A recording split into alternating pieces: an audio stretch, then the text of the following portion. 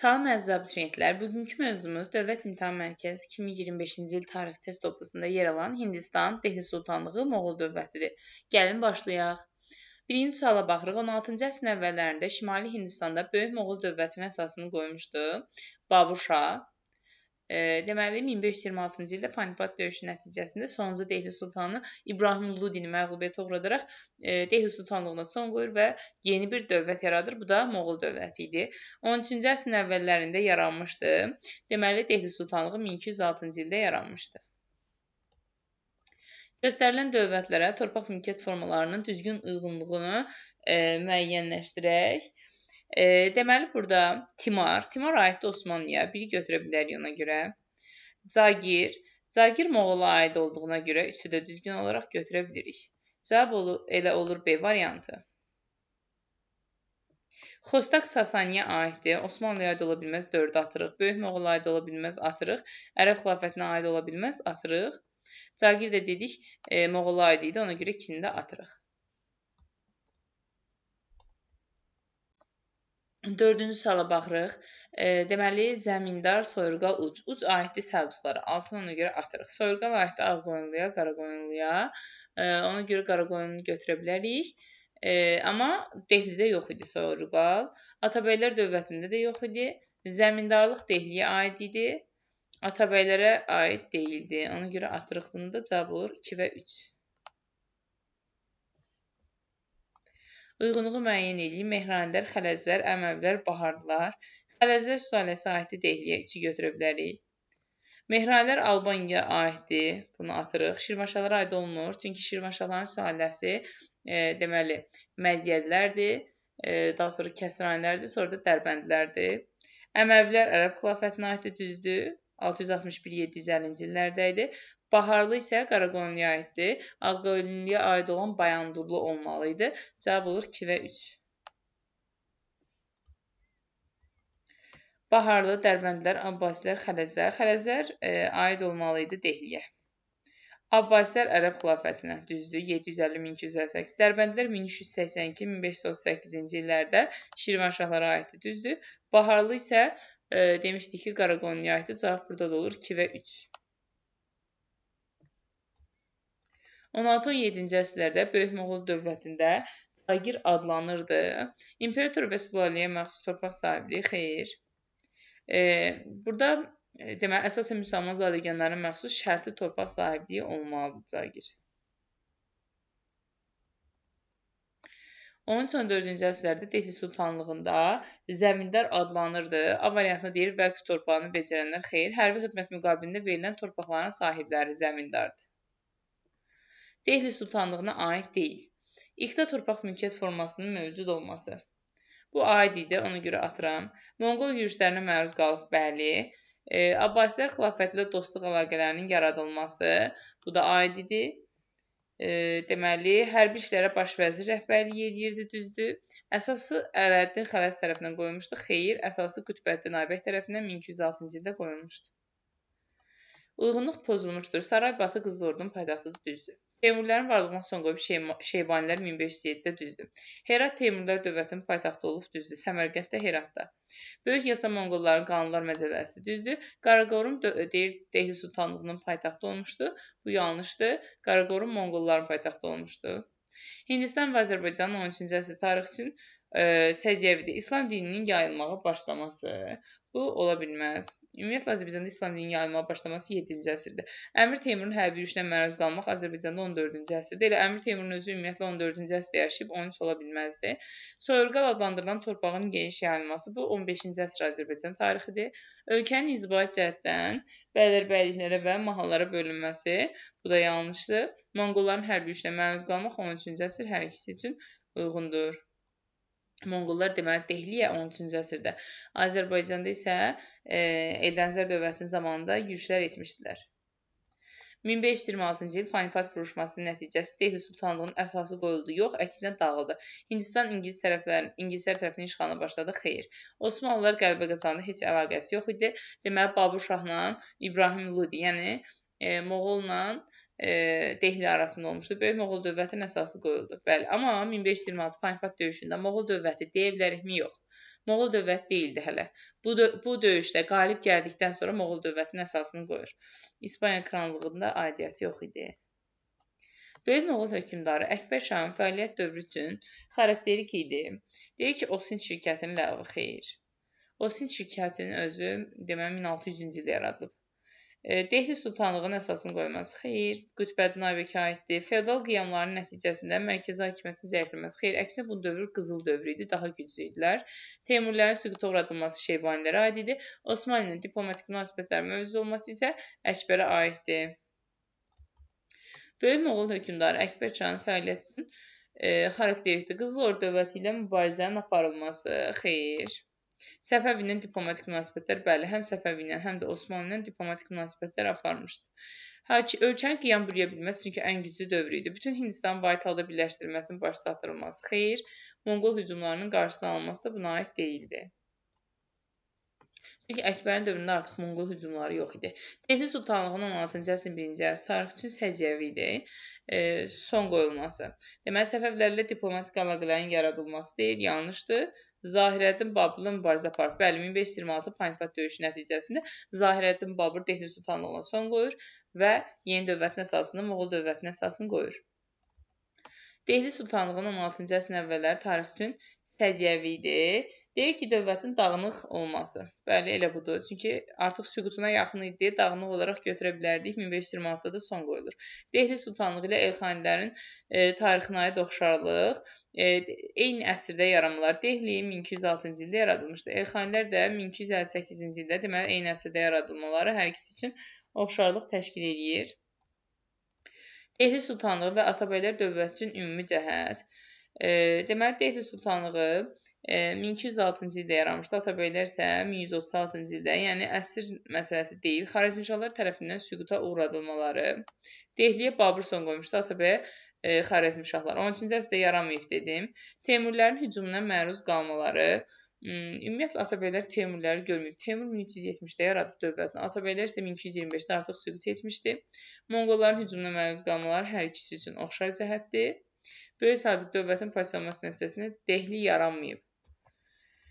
Uyğunluq pozulmuşdu. Özbək xan hökmdar olub Qızıl Orduda düzdür. Dehli sultanlığı zəifləmişdi. Toxtamışın yürüşləri nəticəsində. Dehli sultanlığı Teymurun yürüşləri nəticəsində zəifləmişdi.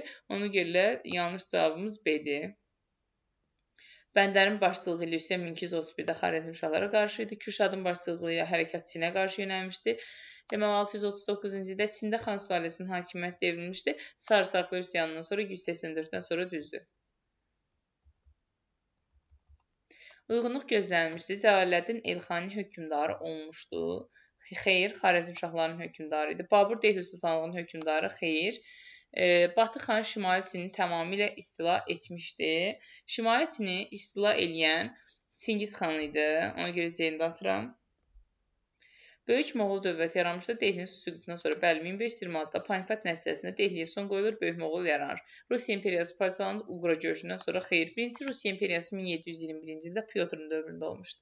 Uqra görüşü isə 1480-ci ildə idi. Burada Moskva knyazlığının Qızıl Ordudan vassalaslığına tamamilə son qoyulmuşdu. Dehli sultanlığı və Teymuriyə aid oxşar cəhət xilafətin parçalanması nəticəsində yaranmayıb. Xilafət 1258-də tamamilə son qoyulmuşdu. Teymuri isə 1380-də yaranıb. 13-cü əsrin əvvəllərində yaranmaları. Teymuri dedik 1370-də yaranmışdı. Dehli isə 1206-da. 16-cı əsrin 1-ci yarısında süqut etmələri, bəli, bu hər ikisi üçün oxşar ola bilər. Deməli, Dehli 1526-da, Teymuri də 1507-də süquta uğramışdı. 16-cı əsrdə Türk mənşəli sülalə tərəfindən dövlət qurulmuş ərazini xəritədə müəyyənləşdirək. Söhbət yəqin ki, Türk mənşəli dediyinə görə burada Moğoldan gedir. Ona görə də cavab olur burada 2. İndiki Hindistan ərazisində, yəni D variantı. Qızıl Ordu dövləti və Dehli sultanlığına aid oxşar cəhət. 13-cü əsrin 1-ci əsrində meydana gəlməsi. Qızıl Ordu 1240-cı ildə, Dehli sultanlığı isə 1206-cı ildə meydana gəlmişdir və ona görə A variantı düzgündür. Sultan İbrahim Ludi hakimiyyəti gücləndirmək üçün feodal və əyanlarla mübarizəyə başladı. İri feodallar isə Kabul hakimi Zahirəddin Baburu köməyə çağırdılar. Babur Dehli qoşunlarını məğlub edib yeni dövlətin əsasını qoydu. Verilənlərə əsasən Hindistanda dövrün xüsusiyyətlərini müəyyən edin. Bütün Hindistanı Dehli sultanlığına tabe edilməsi. Xeyr, əksinə burada Dehlinin dağılmasından söhbət gedir. Hindistanda vahid dövlətin olmaması.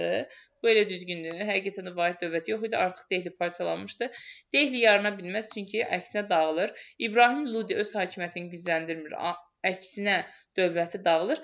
Feodal münasibətlərin yaranması da demişdik ki, Şərqdə 3-cü əsr, Avropada 5-ci əsr, yəni bunun heç bir əlaqəsi yox idi. Eldənizlər və Dehli sultanlığının oxşarlığına aid deyil. Xarici hücumlar nəticəsində süquta uğraması.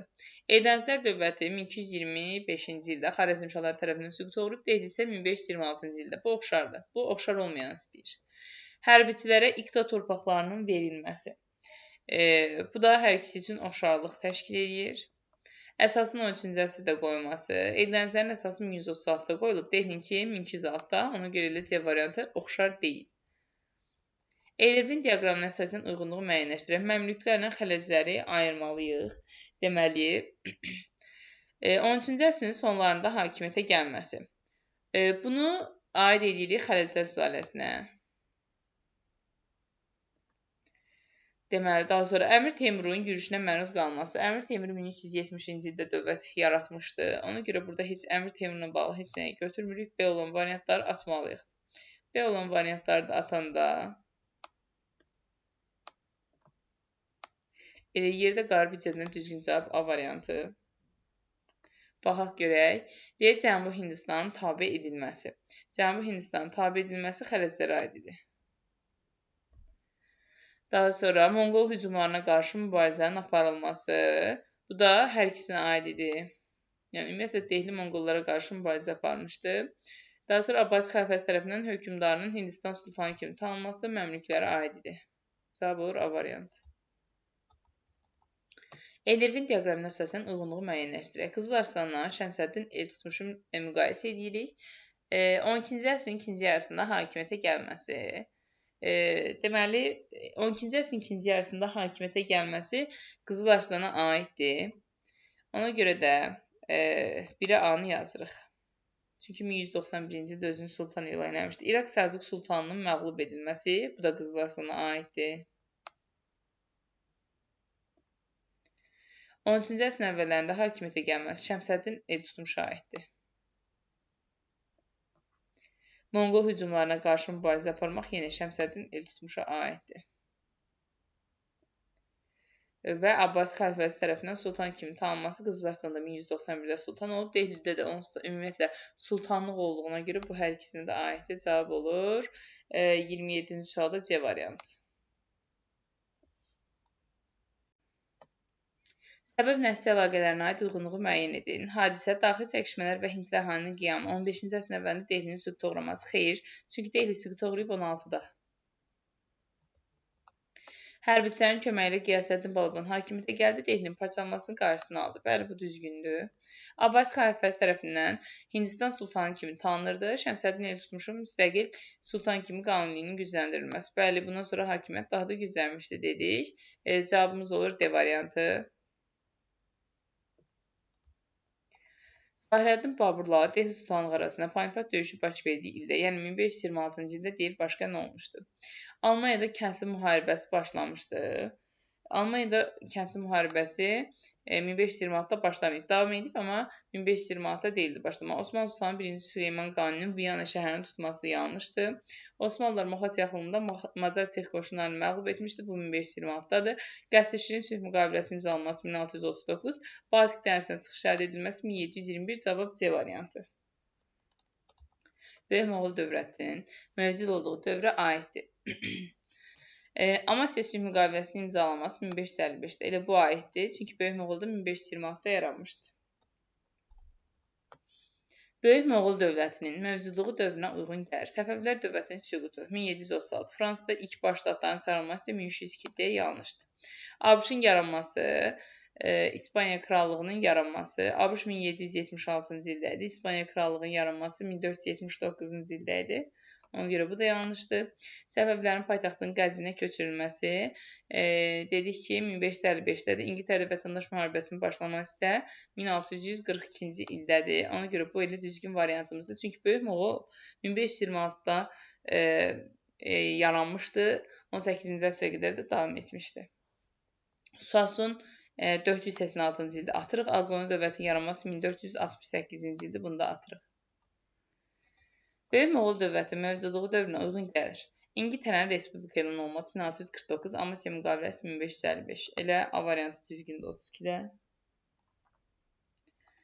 Babur Şahın hakimiyyət dövrü üçün səciyyədir. Ağrı şəhərinin dövlətin paytaxtı olması. Elə burada da düzgün cavab A-dır. Çünki dövlət yarananda 1526-da paytaxtda Ağrı olur. Elirvin diaqramına əsasən Dehli sultanlığına aid uyğunluğu müəyyənləşdirək.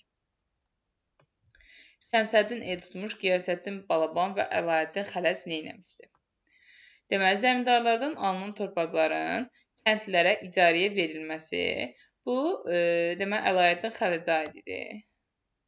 Vergi sisteminin nizama salınması, bu da Əlaəddin Xələcə aididir. Dövlətin parçalanmasının qarşısını alması və daxili ixtişaşların yatırılması isə Qiyasəddin Balabana aiddir. Monqol hücumlarına qarşı mübarizə aparmaq hər birinə aid idi bu dövrdə.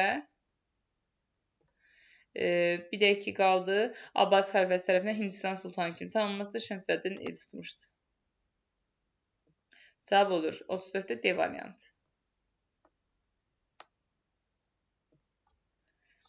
16-cı əsrə aiddir Səfəvi dövlətinin yaranması 1501 düzdür. Qaraqoyunluğun süqutu deməli 1468-dir.